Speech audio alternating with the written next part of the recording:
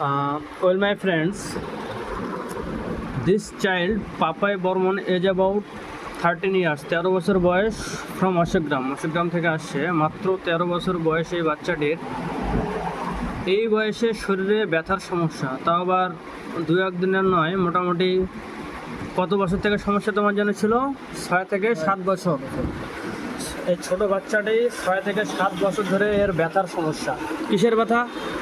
হাঁটু ব্যথা, কোমর ব্যথা, পায়ের ব্যথা, প্রচণ্ড রকমের ব্যথা হয়। অনেক ধরনের চিকিৎসা হয়েছে। এর কোথায় কোথায় চিকিৎসা যেন করেছিলে তুমি? ওষুধ খেয়েছিলে?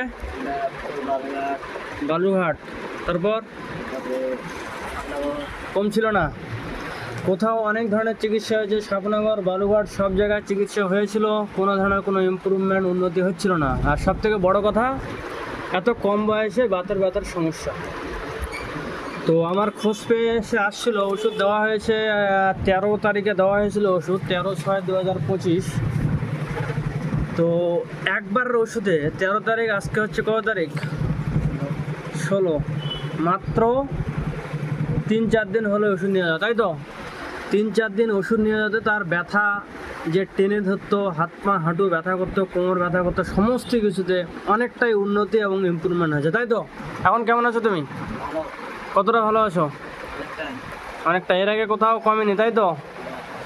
তো মাত্র কয়েকদিনের মধ্যেই তার অনেকটা ইমপ্রুভ হয়েছে। তার সাথে কিছু সমস্যা ছিল, মাইগ্রেন, হেড পেইন, এই বয়সে পুরনো মাথা ব্যথার সমস্যা আছে, তার সাথে বমি ভাব। মাথা ব্যথা এর মধ্যে হয়েছিল?